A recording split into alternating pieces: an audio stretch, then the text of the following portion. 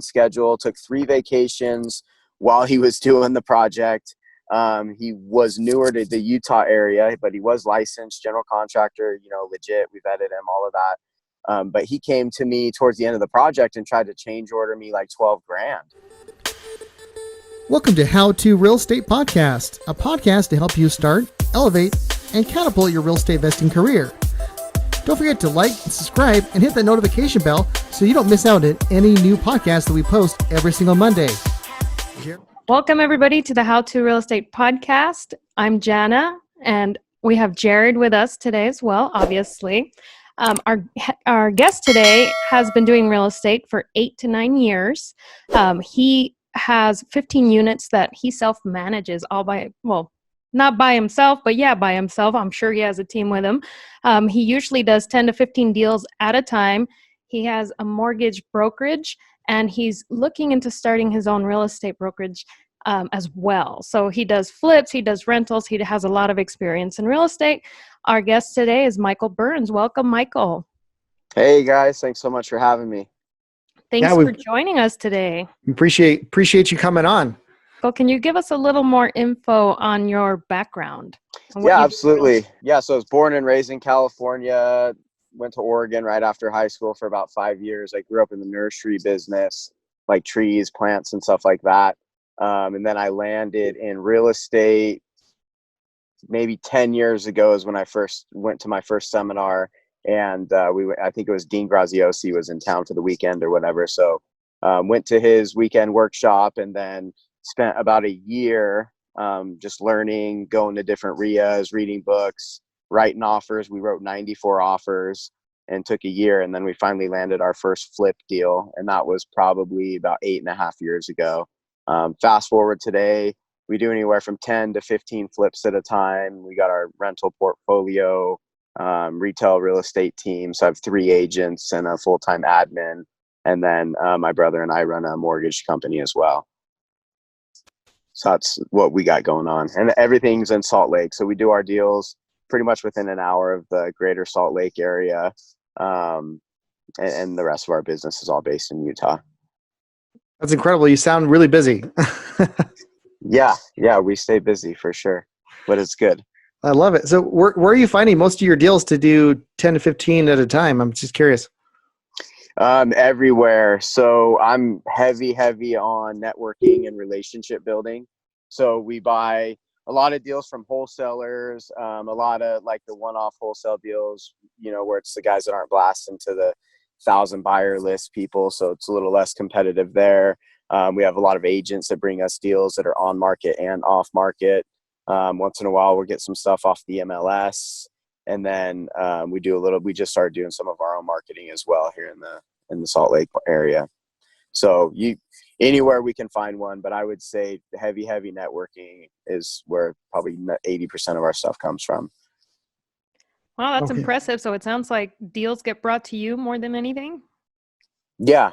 We look at a lot of deals, probably look at 20 deals to buy one, but definitely have set it up to where deals are being sent to us, and then we're in a position where we've kind of built a name and we can close and perform, and people know that. So we get a lot of opportunity that way too. Do you guys use a lot of your private money, or do you have partners that kind of join in? And because that's a lot of deals at one point in time to do. So how do you kind of fund all that? Yeah, good question. No partners. I've partnered a couple times in the past, but I do my own deals. So we have our own cash and credit. And then I have private and hard money lenders as well. So typically our deals are being fully funded by our investors or off of our credit lines and stuff. And then we'll cover all the rehab on our own, or some of our investors will fully fund, purchase and rehab. Tell me a little bit about managing. So you have a team helping you, but how do you manage 10 to 15 flips at a time? That's pretty, I would imagine, labor intensive. Yeah, it definitely starts with having good contractors. It's taken a long time to scale up to where we're at and be able to manage that, but it starts with having good contractors. So we have a great contracting team. I think we have 6 different crews right now, full-time, that are pretty much working with us. They're not on payroll, that we pay them by the job. and they just give us bids. But good contractors, and then just doing it, almost a couple hundred times now, and you get the processes down. And then we've recently brought on a project manager, which has helped freed up my time quite a bit. And then one thing that we do that has really helped streamline the process is we kind of have our packages. So a lot of our stuff's going to be medium price point to entry level homes. So we're using the same paint, same flooring. So we just really have a streamlined system at this point, and that helps a lot with the volume. And so do you update your like, I'm the same way. When I did flips, it was like the same flooring, the same paint. Do you update that? Like, do you go like Parade of Homes or something, or how do you, or do you just kind of like this color that works great, I've been using it for the past 3 years, or do you actually update that template? Yeah, so it's really not a formal thing. Just so I do all the design and pick out the colors and everything on my own. I think having our retail business helps out a lot because we're working with a lot of buyers in the market. So we're seeing other, rehab properties that are on the market and kind of seeing what's new, some of what the new build stuff is doing. So being as involved and having the pulse on the retail market as we do with buyers, that helps in our flips. So we're not doing, the same stuff that everyone else is. But like we use Repose Gray for probably 5 years. And then about a year ago, we switched that over and we're going to more of an off-white. And then typically on our flooring, when we find a floor we like, we have our flooring company that we work with. They'll bring in like 10,000 feet at a time and they just hold it in the back for us. So we do things like that to streamline it, but also, so we're switching stuff up. If we get a good deal on tile, we'll just buy however much is in stock and then just use it till it's gone and then figure it out from there. So it's an effort to try and get good deals on and buy volume too. So you have a good relationship with your distributors, right? Because they're actually like holding on to your stock. Now, if you find something on deal, you buy them out. Where do you have a place where you store all that stuff, or do you just kind of put it in the flip itself, or does that make sense? So we use Lumber Liquidators is who we use for our flooring, and my entire business is based on relationships. So like, whether you've heard me talk before or on this podcast, like 100% relationship driven, whether it's our vendors, our wholesalers, our investors, whatever it might be. So our flooring company, just going in and always doing business with them. We've kind of got a little deal worked out with them. So they hold our stuff there. And then we have a storage unit, and then we got trailers and stuff, or we'll just take stuff from house to house. So, we figure it out. So it's not really like we don't have a set system, I guess. Just curious. So he's got a system in place for the fix and flips as far as the what you buy, your materials and things like that. I was just wondering if you have what software you use or apps you use that are helpful to manage all this stuff. Like, how do you know how much, or is it a spreadsheet that you use? Yeah, I'm very not tech savvy at all. So spreadsheets is what I use. For our deal, I'll just have a spreadsheet. We put every line item expense that's in there. So any Home Depot, Lowe's purchase, whatever it might be, we just add that to the spreadsheet. But in terms of softwares, we don't have any of that for project management. Just again, like relationships, our contractors they know the program. They come in, they know what we're going to do. We're very consistent. It's the same packages, same places we're buying materials. So it's just been streamlined in that sense, but we're real light on the software. That's crazy to have all that, managed that way. It seems like a lot, but I guess once you have everything streamlined and know what you're doing, it's a lot easier. It's a lot easier to do than what you're actually thinking. Because I'm thinking trying to keep track of 15 projects at a time, I would probably go nuts.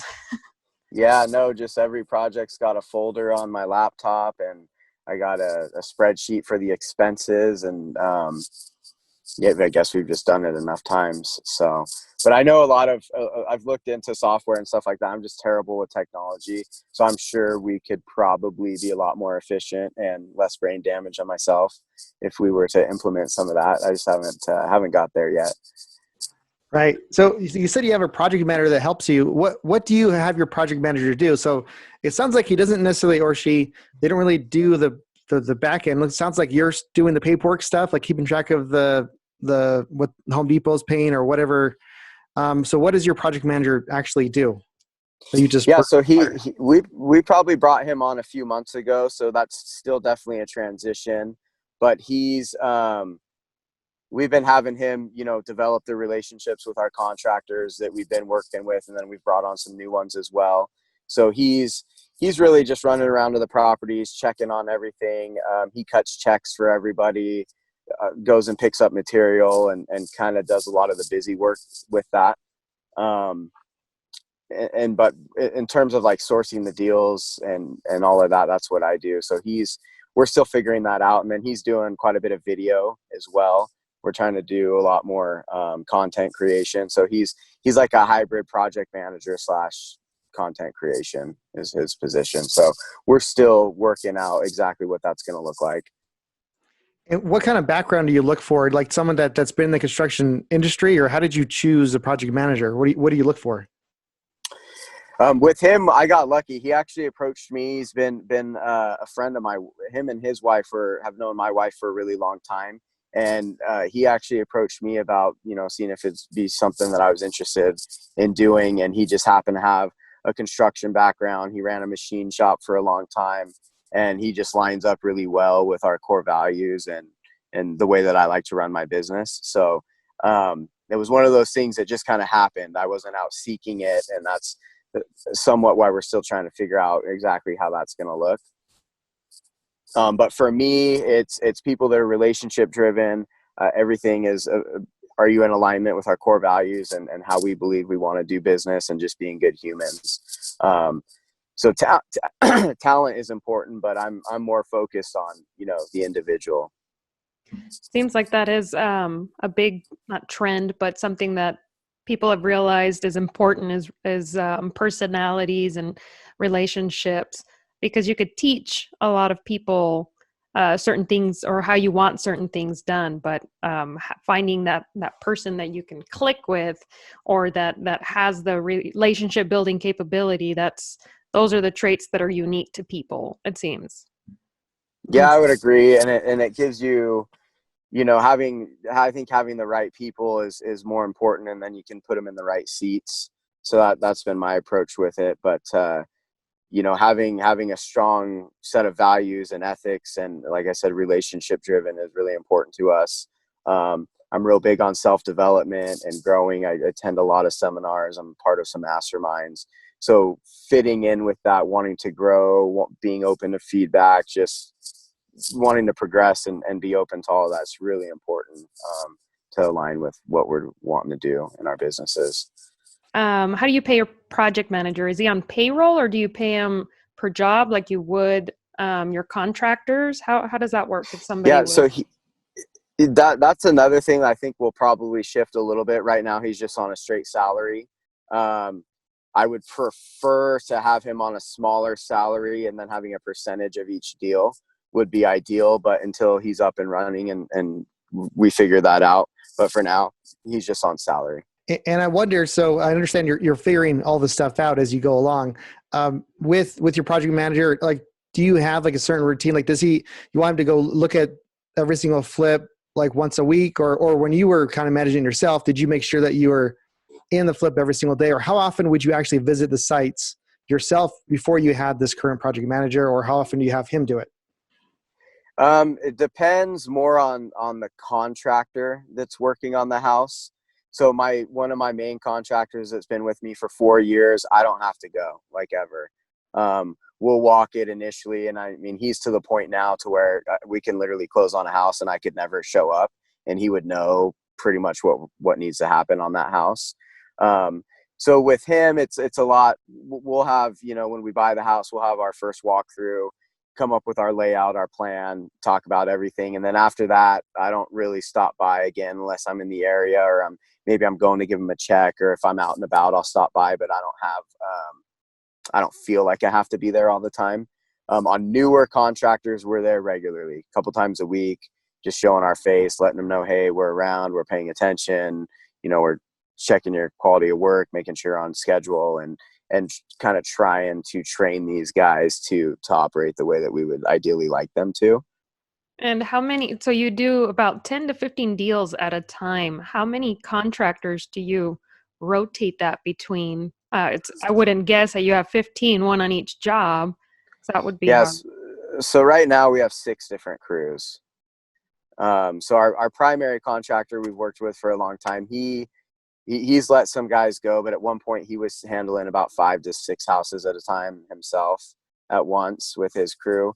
And then all of our other crews, it's like 1 house at a time, maybe 2 houses at a time is ideally where we want to have them at.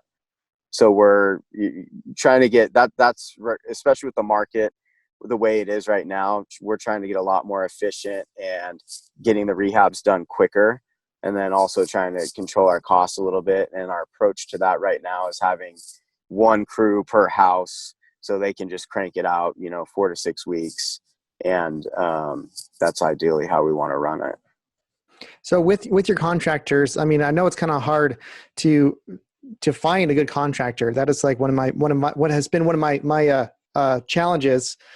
So when you're finding a new contractor, how do you find these new contractors, and do you try to shoot for people that are maybe more experienced, or like maybe newer contractors just got their GC and you kind of want them to grow with you and kind of build them up, or what's your strategy in finding contractors?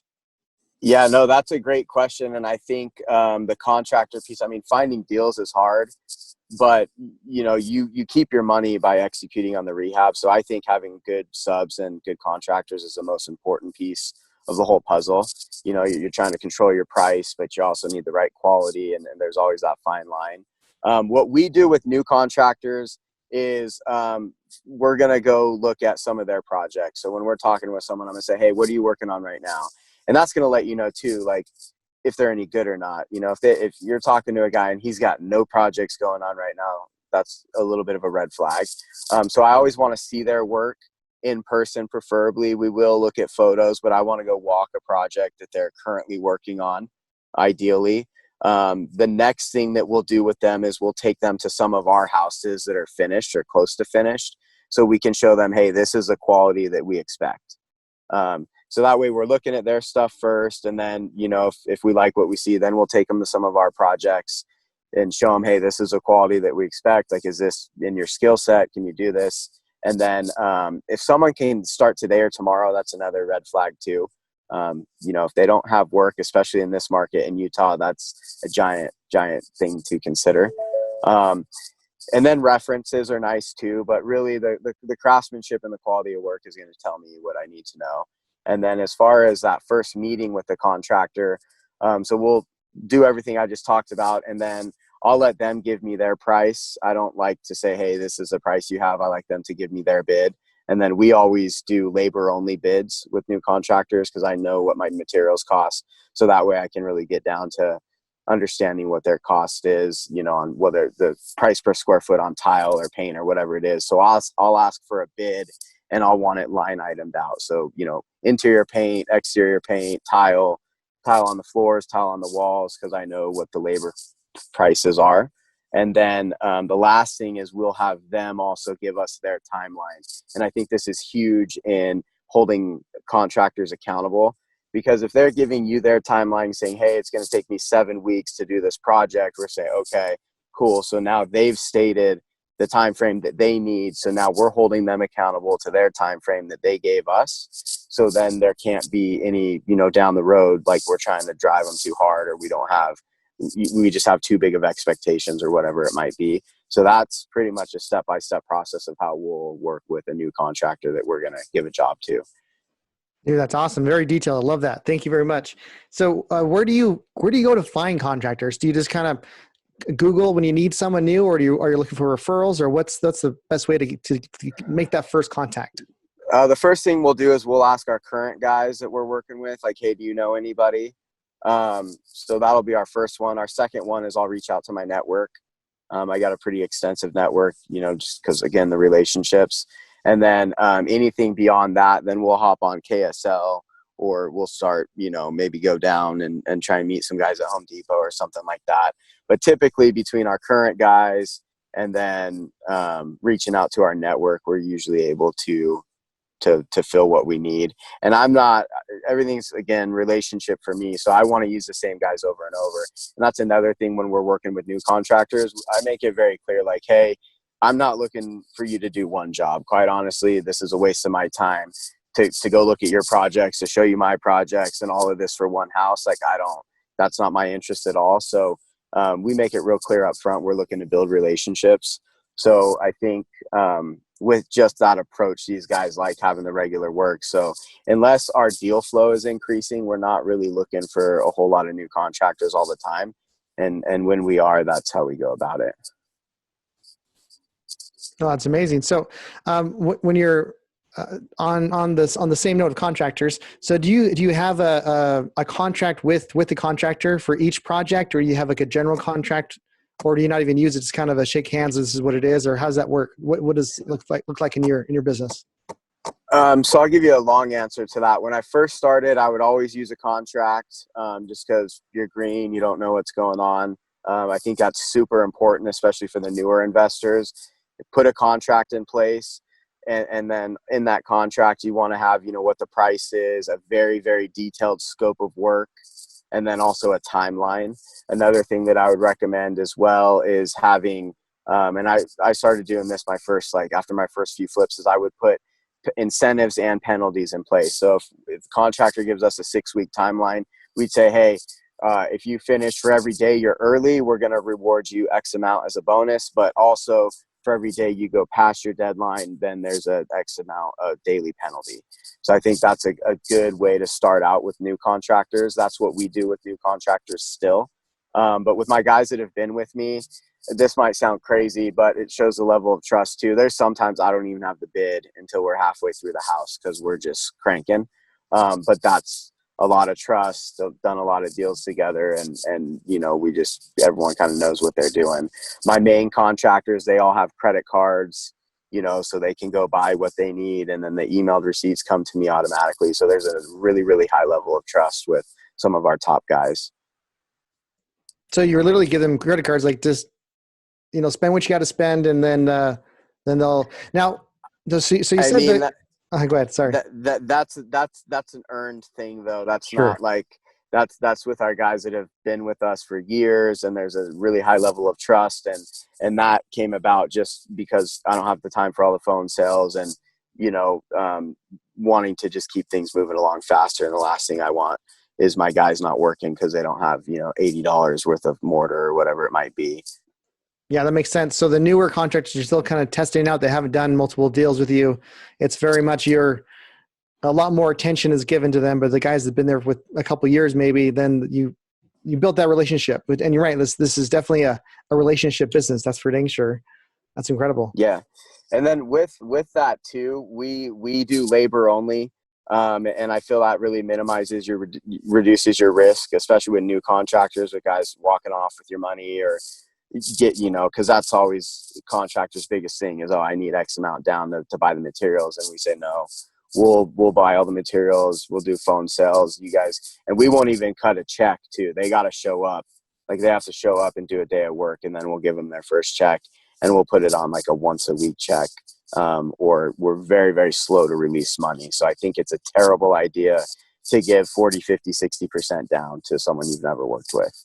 So don't do that, in my opinion. So you'll pay them according to scope. So if they finish the flooring or whatever it is, right, then you'll pay them that equivalent amount to what they're owed, right? And then after the next step is done, then you'll pay them again? Or is it like pretty consistently as far as week? Or is it weekly, like kind of you said, or is it actually by project?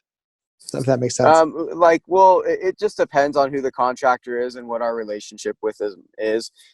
The newer contractors that we bring on, we like to give them checks once a week. That way they're motivated. They're being paid. They like that. People like getting paid. They're not worried about not getting paid. But it's nice for us too, because we're controlling the amount of money we're releasing. That way, if we don't like the quality or they're not showing up or there's any sort of issue, we can mitigate our losses really quickly and make adjustments if we need to.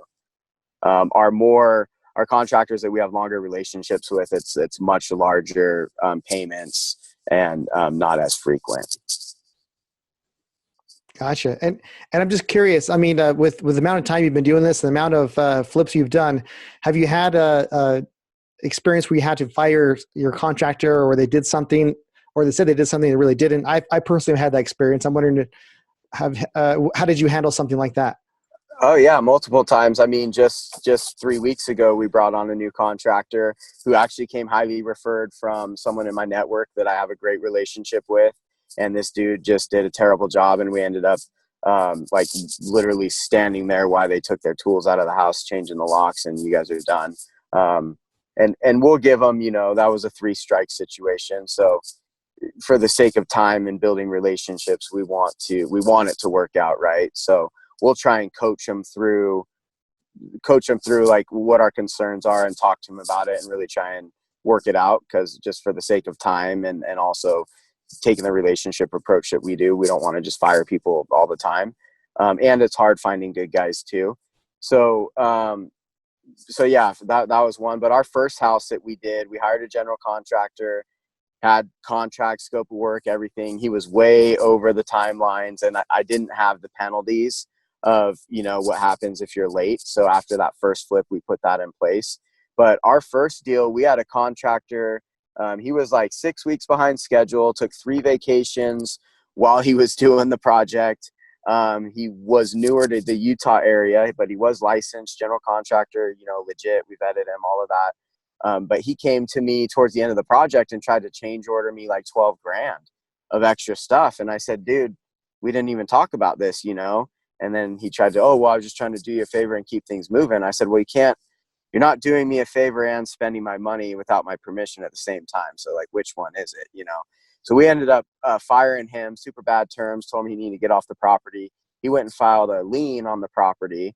So we actually closed on the house. All of our money was held in escrow. It was double the amount that the lien was for. So the title company let us close on the deal. But we had to get an attorney and send 3 different letters and threaten to sue this guy. And he finally released the lien.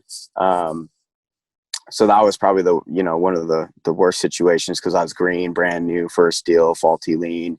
I'm a younger guy, so I think he just thought he'd be able to push us around and do what he did. So that was not a good situation. We've had other times where we fired guys and they've come back in and broken in and damaged stuff and stole other people's tools, and we had to buy our guys new tools and stuff like that. So it's like revenge. They get hurt that you're firing them for not doing their job, and then they want to go hurt you by any means. That's freaking crazy. But how long was it from the time that you guys fired that guy? He put in his lien in place and it was removed? Probably like a 3 to 4 week process. We got an attorney involved pretty quick, sent a letter, and then he wanted to start negotiating. Okay, well, I'll take, $6 grand. And I was like, we're not paying you anything. Like it's zero, or we're going to sue you. So finally, after 3 weeks, he was trying to negotiate from 12 grand all the way down to like, I think $1,500 was his last ditch effort. So, he's like, please, just anything. Yeah. But contractors, I think just the nature of that business, and some of the individuals that work in that industry, it's a little bit rougher of an industry. Yeah. That's crazy that these people feel that's going to help in any way. How is that going to help in any way for them to get business? I mean, if they would have just left the property, then that would have been it. But now that reputation of them destroying your property is going to follow them, and that's going to affect future business. It's like they don't think about that. No, for sure. And with our contractors, that's why we really try and build a relationship with them, take good care of them, make sure they got regular work. They know they're going to get paid on time. And that's one thing that I've noticed is because the construction trade is just such a cutthroat, like guys are used to not getting paid. They're used to getting screwed. So when they have someone providing them regular work and they know they're going to get paid, it really works out long-term to try and take that approach. So it's not always about saving $500 on a bid, I think it's far more important to have reliable people that do a good quality work and try and get a fair price on it than it is always trying to cut every, $100 here and $50 there that you can, because it's in the long run. I don't think it's worth it. Wow, this is really good information. I'm really digging this. So you've been in the industry for 8 or 9 years. So you were kind of back when you missed 2008, but you kind of were beginning when things were still very low. How would you say that the market has changed or the flipping business has changed since when you first started and then now? Oh, it's crazy. I mean, we're closing on a house in Rose Park next week. It's a single level, 1,000 square feet, 3 bed, 2 bath. I mean, it's well done, but we're selling it for like 312,000. I mean, 6 years ago, that house was probably 185 redone. So to watch the appreciation of the market, that's been one crazy thing to witness. But it's been competitive, especially the last like 2 years. Seems like a lot of people, real estate's cool. We have a few of the Renatuses that are in town that really bring a lot of people into the investing community. So I think it's just gotten so saturated and competitive would be my biggest complaint or change that I see from what it was. So it's changed. Yeah, it's changed a lot. And then too, another thing that I've noticed, like 5-6 years ago, a wholesaler would make $2,500, $5,000, maybe $7,000. If they really knocked it out of the park, they made $10,000 on a wholesale deal. Now the wholesalers are making all the money, and the flippers are like, there's barely any money in the deal. So that's been a huge thing. I've noticed it's different as well. You see wholesalers making 20, 30, 40 grand on a deal. And then, people, I mean, I'll run numbers on a flip that I see from a wholesaler and there's like $4,000 in the deal. And I have a license, so we're saving on commissions. We got our crews, we got pretty reasonable money. So, I'm not sure who's buying a lot of these deals out there right now, especially that come from wholesale, or once in a while you see stuff hit the MLS. So that's the biggest thing is like, I don't know how people are making these deals work, that people are buying. I've asked myself the exact same question, like who are buying these deals? They're losing money. It doesn't make any sense. Yeah. And on the flips, I think a lot of the flip market, people who are looking at buy and hold are sucking up a lot of those deals that used to be there as well.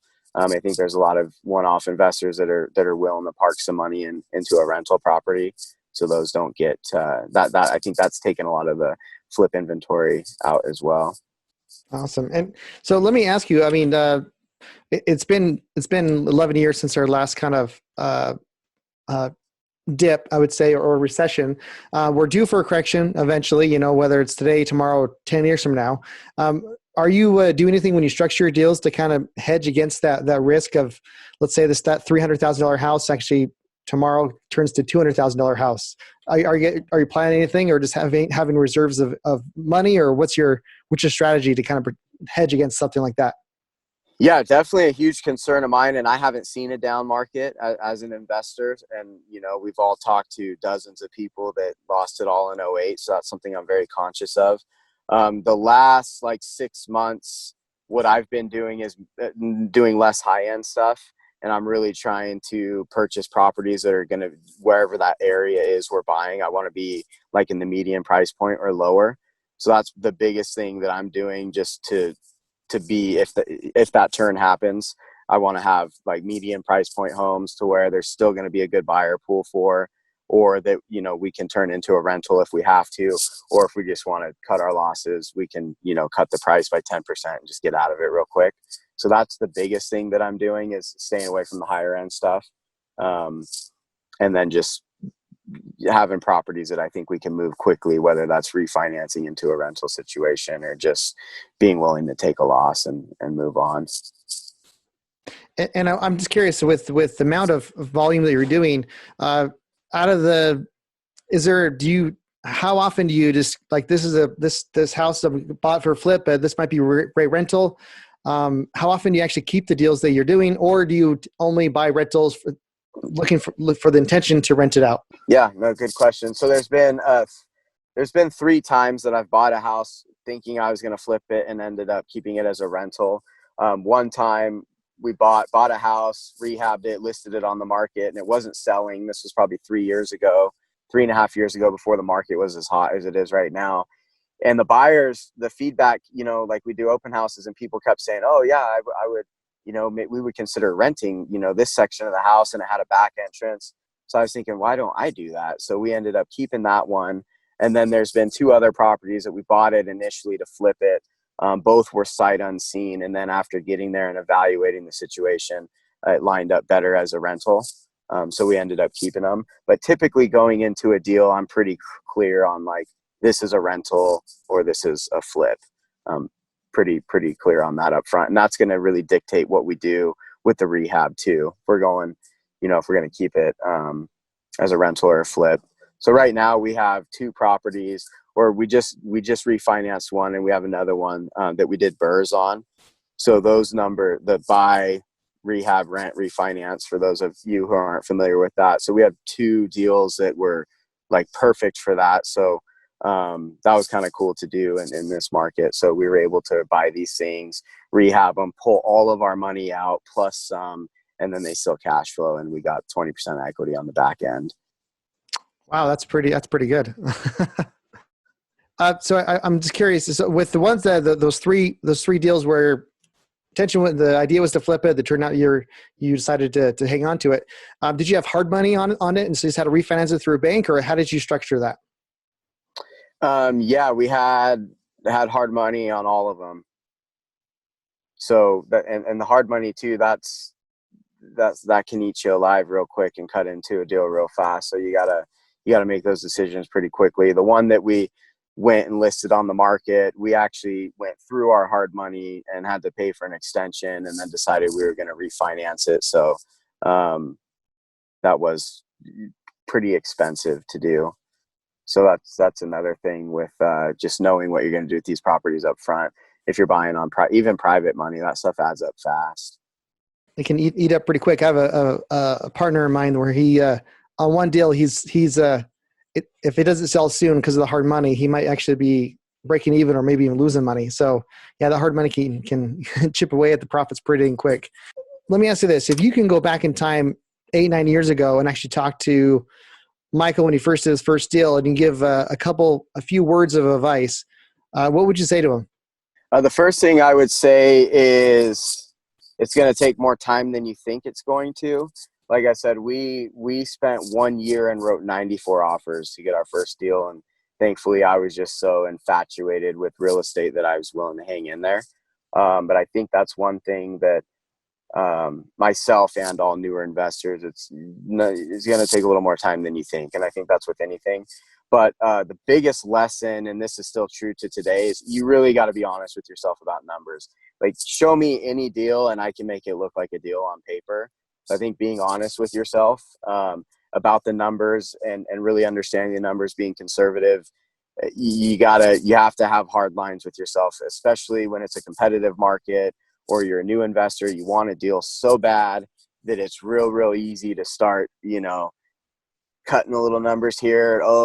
Thinking the market's going up. It's just easy to make a fantasy situation on paper going into something that might not be reality. And I've lost a lot of money with that. So that would be my first thing. And the second thing would just be to lose fear. Like, I remember writing our first offer, I was petrified. What are we going to do? Like, we don't have money. Like, we don't have a buyer's list. What if our offer gets accepted? And their response was, what is this, an unwelcome joke? So once you hear a few no's and you kind of toughen up your skin, you check your pulse, I'm still alive. Okay, cool. So I would just say get started and then really respect the numbers and be honest with yourself and set up some hard rules. Second thing, our second flip, we did over $500,000 ARV house in Sugar House. And this was, 7 years ago. So at that time, that was a pretty high-end property. I had no business at all doing that. So I would definitely start with smaller deals. And those medium price entry level homes for sure until you kind of get some experience.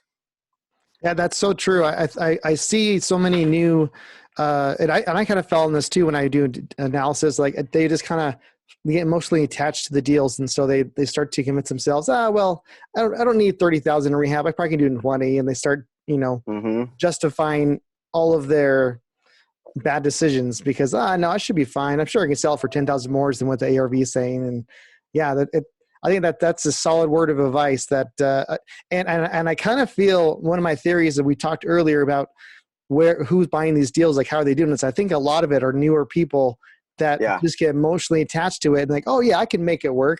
Sure, I'll only make 10,000, and they end up paying 10,000 by the time the whole thing's done. So I think that's kind of big. Go ahead. And yeah, one thing to add to that, when you're talking about like the emotional attachment, like I look at these houses now, they're just boxes, you know. You cannot have emotional attachment in an investment deal. Like they're houses, they're cool. You put a lot of work into them.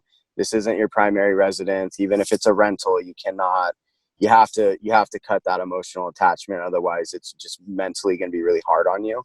And another piece of advice too, that I lost a lot of money on had I listened to some investors that were a little further down the road than me, is you got to know when to cut your losses, and you got to know when to do price drops, and you got to know when to just cut bait, whether that's accepting a lower offer or, you know, doing repairs you don't want to, or doing a price reduction. Mitigating your losses is there's something to be said for that. Right. It's better to make 20,000 profit instead of the 40 you're hoping, but it's better than 20 than nothing, you know? Yeah. Or break even instead Yeah. of losing 20 or 30. Right. So sometimes you just got to know when to cut bait. So I love the progression of your kind of story and your, how you did one at a time. Now you're doing, you know, with rentals and, you know, 10, 15 at a time. Where do you see your business going? Are you just going to keep on going the same pace, or do you plan to expand, or where do you see yourself in the next 5 years or so? Yeah, no, definitely.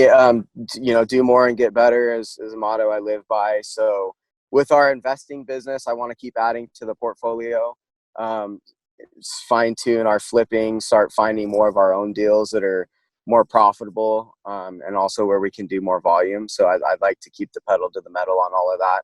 We'd really like to get into some bigger deals. The last few years, I've looked heavily at the multifamily. That's a space that's gotten extremely crowded and way overpriced as well. But definitely going to make my way into that arena at some point with the commercial stuff.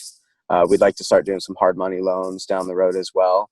And then on the retail side, just once we get the brokerages for the mortgage and the real estate open, just recruiting and growing a really good team of people there that are not only doing our business, but other people that have their retail business and coming and doing their business under our umbrella.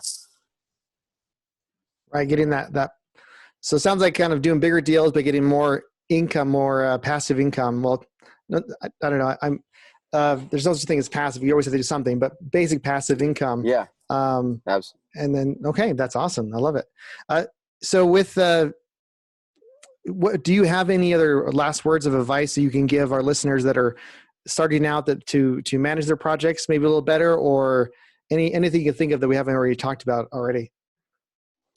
Yeah, I think just one thing, you know, newer investors are so caught up on their business cards and their website and basically everything they can check off the list before actually doing the work.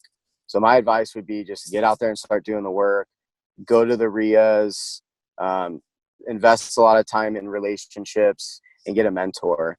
We didn't talk much about mentors, but there's a ton to be said for getting a mentor.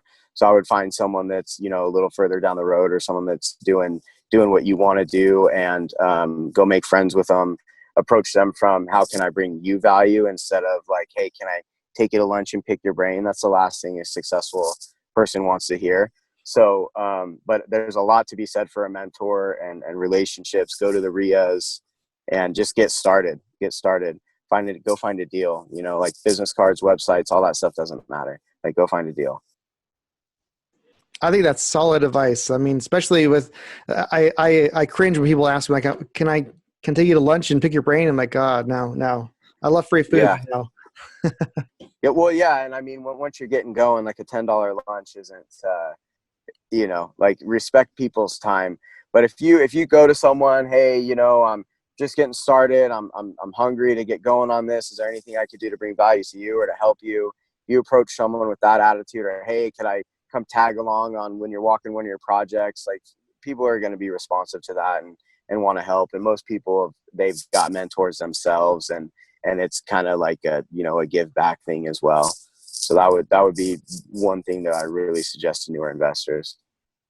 And I agree. I think when you come about it as in I'm willing to serve you and help you, I think a lot of people are very open to showing the ropes to newer people when they see that they're willing to put in the work and actually, you know, give their time or whatever they can do to help out. I think that goes a long way. Yeah. Yeah. And with that, take people's advice too. Don't ask for advice and then not take it and then ask for more advice and not execute again. So, if someone does take the time to help you, you really better be, implementing what their suggestions and what you're learning. Otherwise, you're just disrespecting everybody's time. Oh yeah, 100%. So tell me, Michael, where can our listeners get a hold of you? Or you're on social media, or is there a platform you kind of accept people to kind of contact you on? Yeah, absolutely. So I'm on Instagram. I'm doing stories and stuff there, posting walkthroughs, a lot of content there, and we, my project manager's also doing a lot of the content creation. So we're going to start going heavy on that. So Instagram, I'm michael.burns, and Burns with a Z. So michael.burns on Instagram, and then Facebook is Mr. Michael Burns. So you can find me on both of those. But we throw up quite a bit of content, a lot of walkthrough projects and pointing out what we're doing, why we're doing it, little quick tips. So definitely come give us a follow. Awesome. And we'll have all those links of those in the show notes too. So if anybody's listening or watching, feel free to click and follow. Yeah, Michael, it's been awesome. Like, you've been so helpful and detailed in your experiences. Really appreciate that. Is there anything else you'd like to add? No, I appreciate you having me on the show, and hopefully your listeners find value with what we had today. And if there's anything I can help with, please reach out. I'm all about helping out as much as I can and bringing value. Well, guys, thanks for watching. We all appreciate your guys' support. If you're watching this on YouTube, make sure to like and subscribe. If you're listening to this on any of the podcast formats, make sure to subscribe and give us the highest rating. It really helps us out. And thanks a lot. See you guys later.